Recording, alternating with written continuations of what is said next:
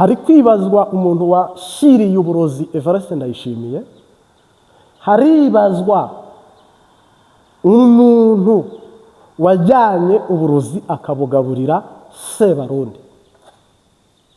Mu badede harimo umwaku, ariko hari urupfu Imana yavuze ruri kubahinga. Haribazwa urupfu rwa Ndayishimiye ikiza gukurikira. Nawe aho hantu hashyira akantu uvuge ngo kw'Imana yavuze koko buno ubutumwa nzanye Imana yambwiye yantumye, yenda ntarajya kwiyingorane ya Ndayishimiye cyangwa se ibi byago biri gushyikira Sebarundi.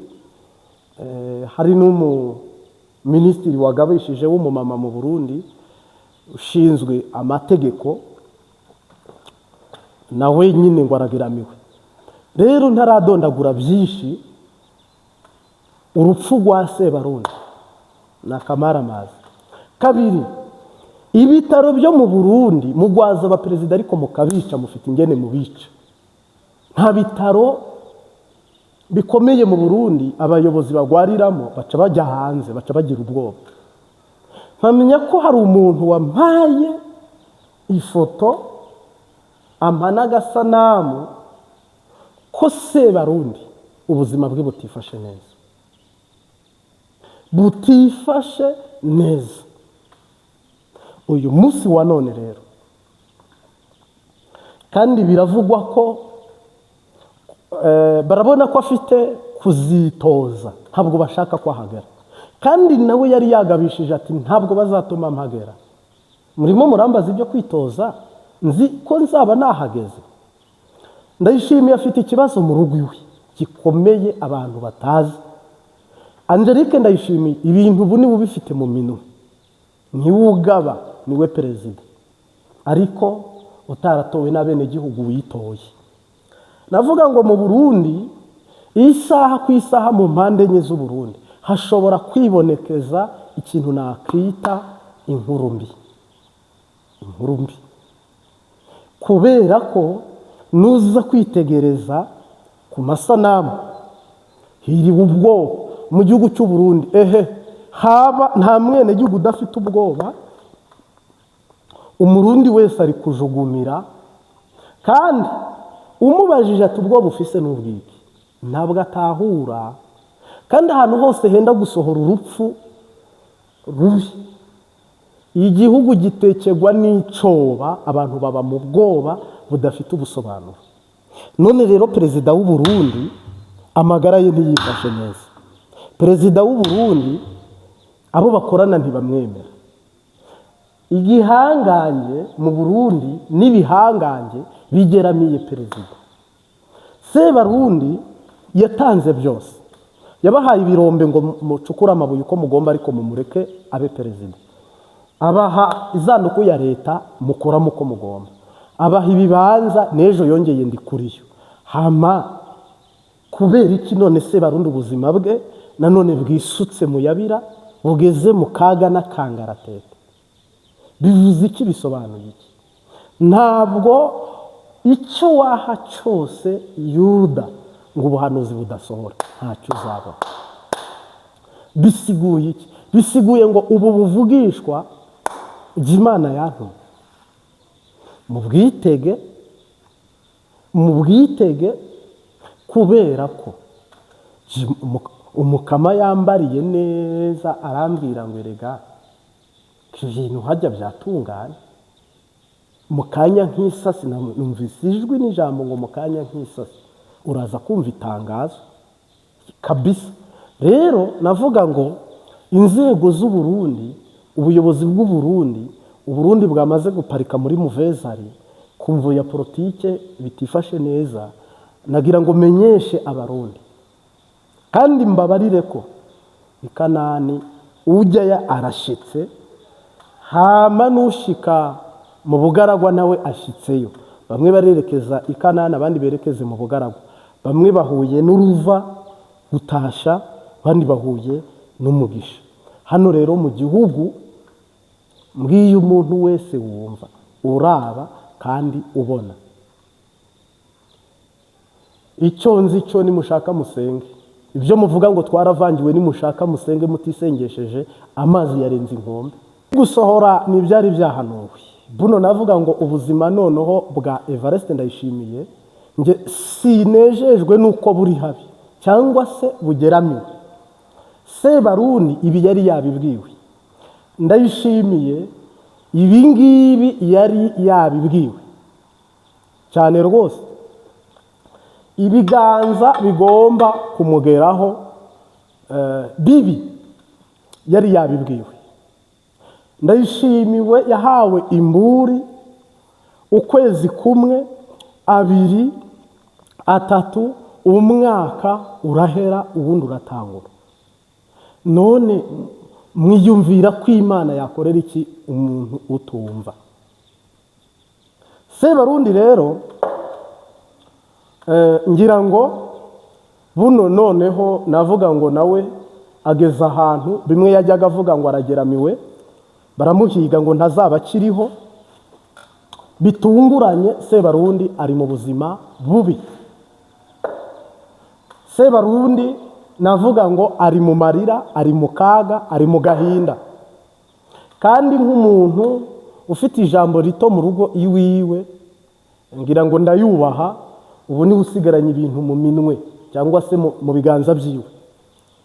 Navuga ngo harimo yenda se ababona dutambutsa buno butumwa akagira ngo nibyishimo ko Sebarundi yabagwaye, Sebarundi hari ibitero bamugabyeho, Sebarundi hari abantu mu ijoro baraye bagiye kumugirira iterabwoba, Sebarundi wikanze abantu bashaka kumutera kudeta, Sebarundi wavuze ko atari bumare umwaka umwe azaba atakiriho, wavuze ko ubuzima bwe buhagaze nabi. Uyu munsi wa none inkuru yiriwe icicikana ko ari mu bitaro Kira, hospitali Kira. Ngira ngo ni ibitaro bizwi cyane mu gihugu cy'u Burundi. Kira nyine ni ijambo ry'ikirundi, Kira nyine no gukira indwara, nta yindi signification ya Kira. Rero reka twere gushingira kwibi, waba uri mu bitaro, waba uri mu rugo rwawe, waba witegura guhunga ko ntibikigukunda, ntabwo byakemera. Mugabo aho uri hose navuga ngo uruhigi rw'uhoraho ruri kuri Sebarundi, kandi ubuzima bwe burageramiwe. Kandi ibi mbikubwiye nk'umuhanuzi, jewe ibyo abarundi bose batarabona sava, ntabwo ndi buvuge ngo biriya na biriya, ahubwo ndavuga ngo ishobora byose irahwejesha amaso y'abarundi babone ukugira neza kwayo, kandi ubuhanuzi babubonesha amaso Sebarundi imweguje 100%. Kuko hari igihe ibintu bisurirana, ibindi bigasurirana, ibintu bikaba bikomeye, ibintu bikaba byoroshye. Mugabe ibivyo birakomeye, ntabwo ari intandara zafashe Ndayishimiye, nta nubwo ari ibintu by'ibihuha byamufashe Ndayishimiye. Ubuzima bwe burageramiwe, ubuzima bwe burageramiwe. Sahizi navuga ngo mu nama z'igitaraganya, mu matelefone y'ikibirira ko barimo baravuga ngo none ninde wamusimbura aramutse apfuye, ninde muntu uri hafi. Ibi rero ntibabura kubyegeka kuri Reveriyane nabo bakorana. Koko haje icyo nzi cyo hano harimo ambushi ya danje, harimo umutego uri ku rwego rwo hejuru, harimo ambushi itarigeze kuba cyane rwose, kubera ko Sebarundi ndi kuriyo ndakugarika ndabirabe. Noneho hajemo na wa mu minisitiri Kizigenza wa Repubulika mu bijyanye n'ubutabera, nawe watatse ko ubuzima bwe bwifashe nabi, ageramiwe n'abamutera ubwoba, kandi ari umunyamategeko mukuru uhagarariye amategeko mu Burundi. Ngira ngo nakaga nakamaramazi biri kubera ibujumbura, mwebwe muga imbere muga Felista mugaserebura ko mufite itsinzi mutowe 100%. Hama naho mukagaruka muti perezida arageramiwe, uwafoma arageramiwe, uhagarariye amategeko mu Burundi arageramiwe. Hama turetse guhendana, ubwo umwene gihugu we ubuzima bwiwe bwifashe bute? Umuntu utageramiwe ni umwe. ni ukuvuga ngo hari ibintu Uwiteka Imana umwami Yesu umwuka wera ashyize ku rutonde mu Burundi, ashyize ku rutonde.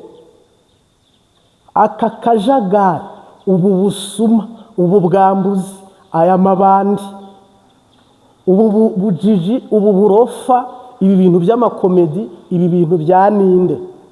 Njyewe ndi General Prophete Mari, nagira ngo nkumenyeshe ko dukuye agashambara ko gisusu kandi dukuye inkoni ku gishyitsi. Icyo mukwiye kwiziga no gutegera nuko Sebarundi marayika yambwiye ngo hari itangazo mugiye kumva cyangwa se inkuru ziwe mugiye kuzimenya. Ndi kuri iyi nkuru ziwe mugiye kuzimenya, ndakugarika mugiye kuzimenya, ndabirabe mugiye kuzimenya. Ubuhanuzi bwose Imana yankoresheje navuga ngo mugeze igihe mugiye kubona busohora. Urugi rwakinzwe kandi urugi ni marayika warukinze, kandi ni nawe wakinguye urundi. Rero mbwire umuntu uteze ugutwi Imbabazi TV gatatu, waba uri hafi waba uri kure, mu gihugu cy'u Burundi bisubiye irudubi. Singaya amatora muvuyemo, Viviane nimwongeye mukamugirira ikizere. Jewe mpanura seka ntago mpanura ndira, ariko mumpinyuze bitabaye mumpinyuze. Ibi bigiye kuba, ibi bigiye kuba. Nufite telefone ntoya za birikodinga, kandi ndazi ko amakuru muzajya muyasangizanya ati murebe ibyabaye. Ntabwo rero Imana yitiranya amazina, Imana ntiyitiranya amasura, Imana ntiyitiranya abantu. Ubuzima bwa Sebarundi bwagambaniwe buragurishwa, ubuzima bwa Ndikuriyo bwaragambaniwe buragurishwa. Imana hari naho yagiye bakingira, ariko ngira ngo ubu irabasubiriza mu ndumane, mu nkoko y'ibyo mwabibye n'ibyo mugiye kwimbura cyane rwose. Sorry. No kuvuga ngo muri guverinoma y'u Burundi Imana yavuzemo urupfu, Imana yavuzemo amarira n'akababaro n'agahinda mu bantu 8. Ibi nibyo mugiye kubona. Imana yaritegereje za ndongozi, ubuhanuzi busoye ku gihugu. Imana yavuze bwo mu ndongozi zigomba gukubitwa zakabwa. Navuga ngo biguma byoroha hano ibintu bigiye kwibonekeza. Mungu wangu nakayobera abahinga, kandi ibi ntaho tukibigarurira, nta naho tubiramira kundi, nta no kubikiza kundi.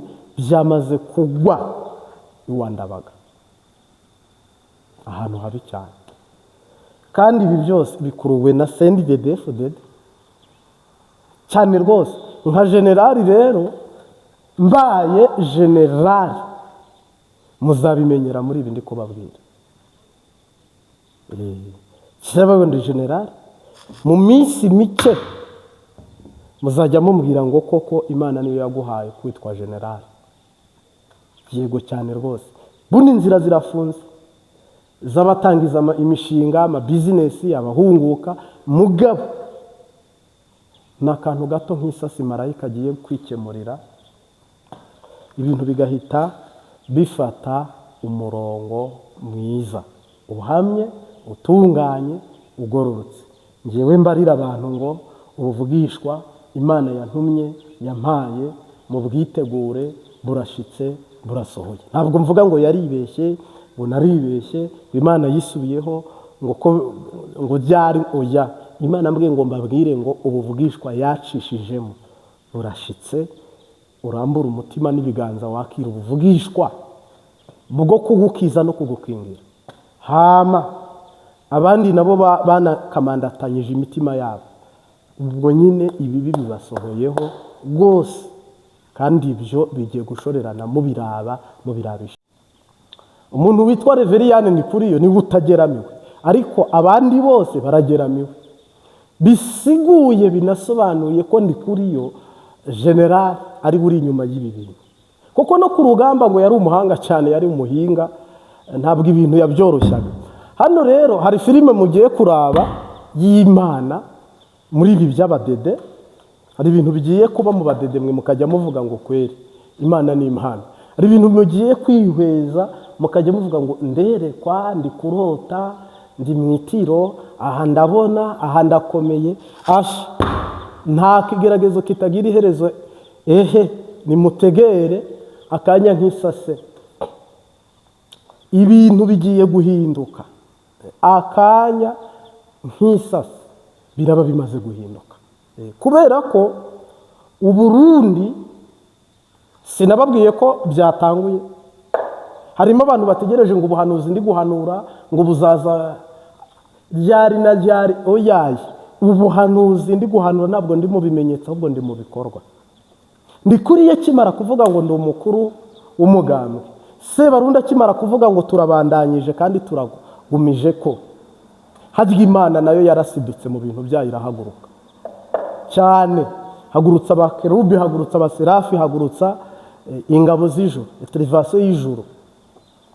Buno rero navuga ngo rubura kigongwe yabashwayemo, biguma canke byoroha nagomba kubona uwabana, biguma canke byoroha nagomba kubona uwabana, nagomba kubona uwabambwe witanze ku musaraba, ndagomba kwambara inkomezi bandanyura urugendo, biguma canke byoroha nagomba kubona uwabambwe. Aha rero harimo ibintu mwebwe mutazi nagira ngo basobanurire. Ni ukuvuga ngo ndayishimiye, nimubona batamufasha uko bakamuzana uko, muramubona mu bitaro arembye ku rwego rwo hejuru cyane rwose. Ntabwo ari iyaye, ntabwo ndi bugendere mu makuru, binyamakuru bindi bitangaza, oya, ahubwo ubu ni ubuvugishwa. Nagira ngo nkumenyeshe ko imvura iraguye, teye boshe, imvura iraguye kandi ndi seriye. Imvura iraguye kandi sijya uri seriye, ahubwo uri muri jya seriye. Imvura iraguye, Sebarundi imvura iraguye, Sebarundi imvura iraguye. Buno hari igihe mugira ngo ibintu nibyo mukazoza, nibi bigiye gushyika. Uyu munsi ni kuwa kangahe?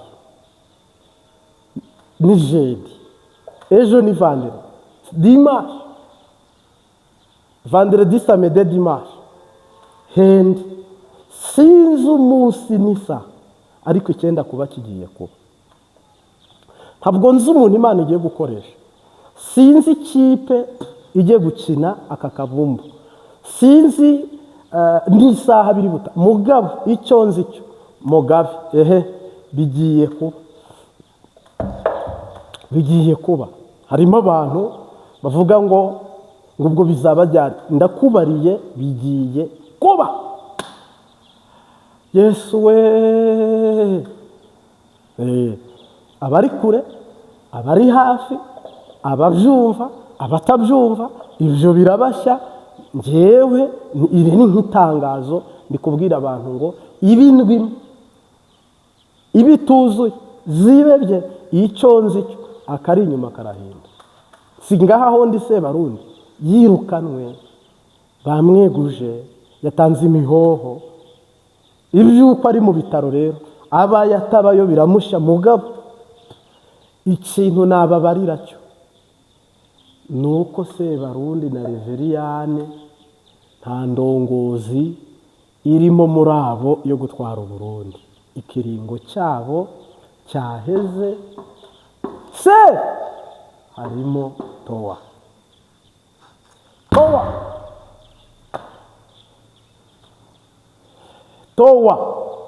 ikiringo cyaheze. Rero amahera siyase mwese mwegere hino dupinze. ni ukuvuga ngo turayaga Itanguriro 1:11. Hari ijambo rivuga ngo igiti cyose cyera imbuto zacyo, voka yere ivoka, umwembe were umwembe, indimu yere indimu, itunda ryere itunda, ipapayi yere, buri giti cyere imbuto zacyo.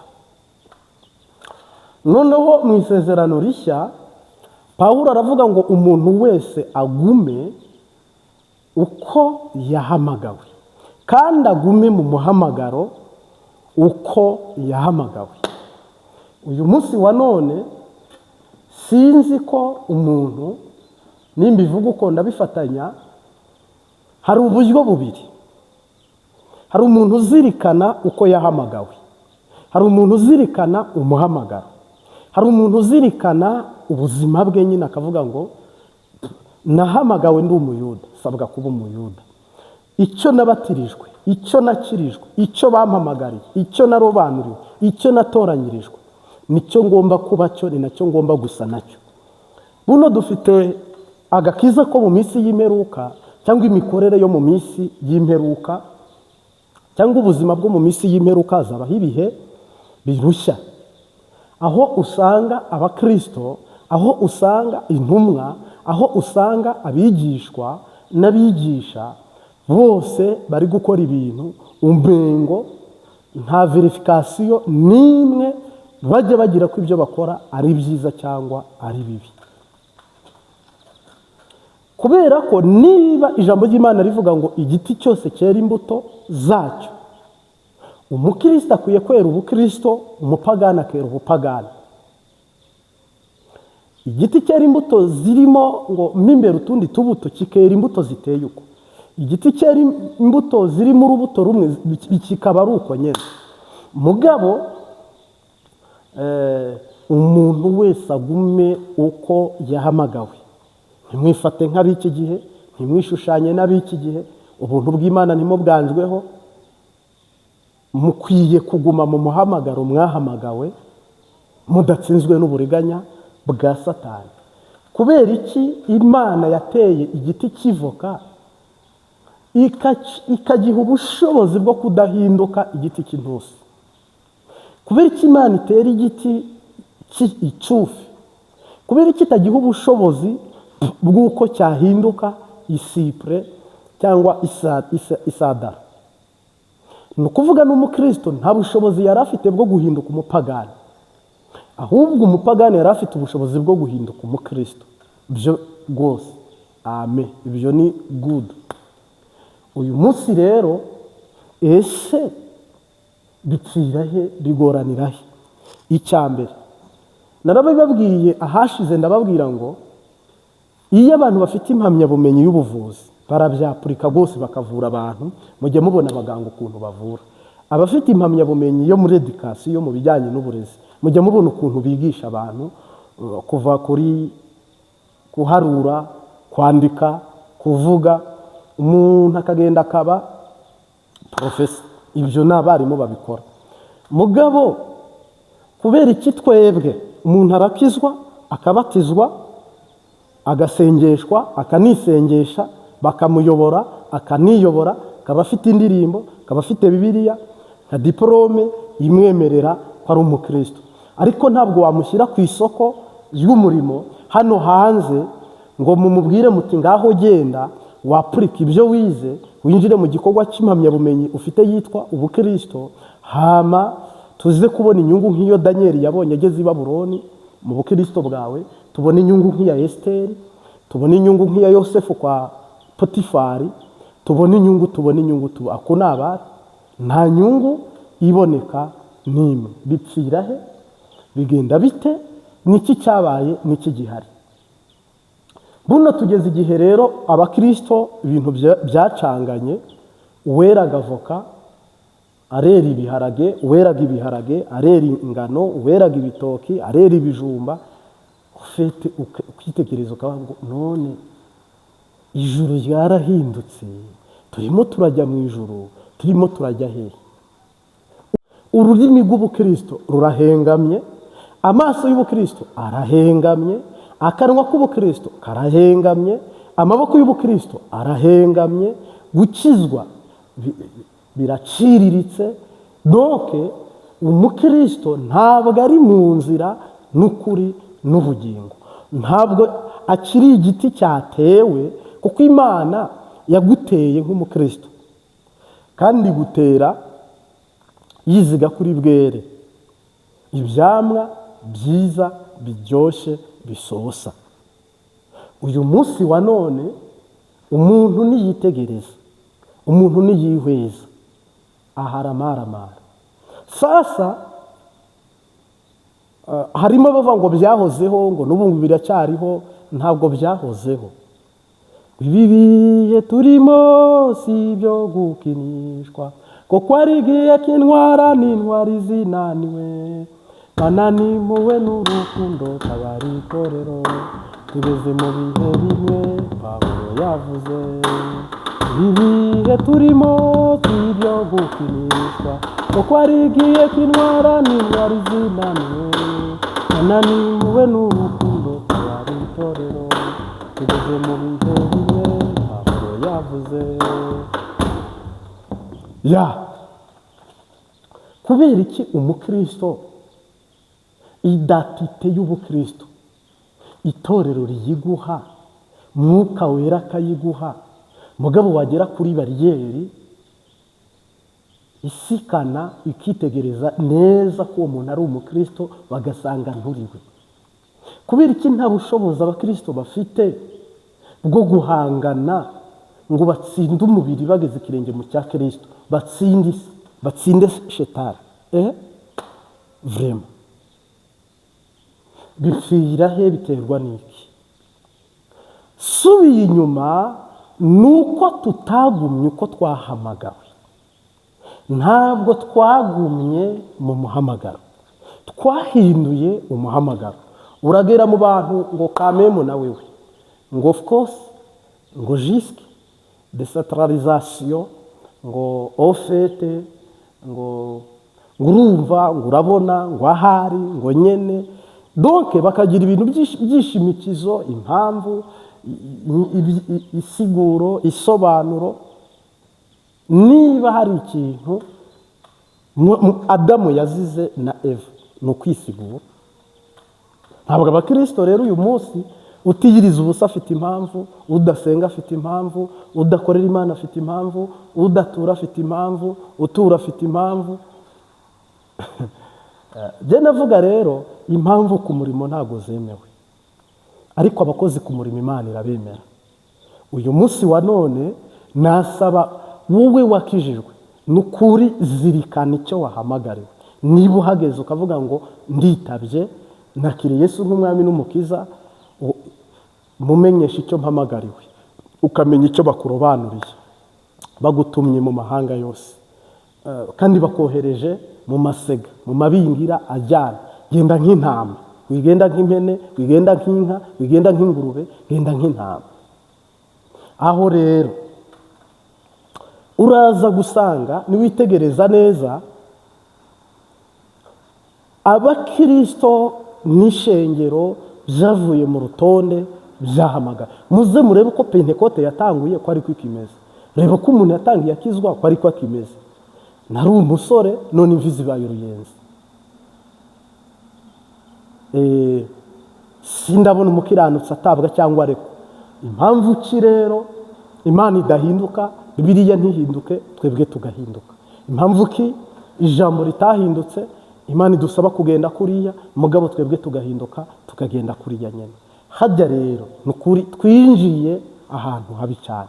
Reka saba umuntu uteze ugutwi Imbabazi TV gatatu, ba umuhizi wo gutsinda mu izina rya Yesu, usubire mu muhamagaro, ibirenge, amaso, amatwi, umutima, umubiri bisubire mu muhamagaro mu izina ry'Umunyanazareti. Amasezerano urayabona, ubugingo urabufite n'ibyuzo, ariko niba warataye umuhamagaro uzagenda uyoba kugeza ugeze no mu muriro.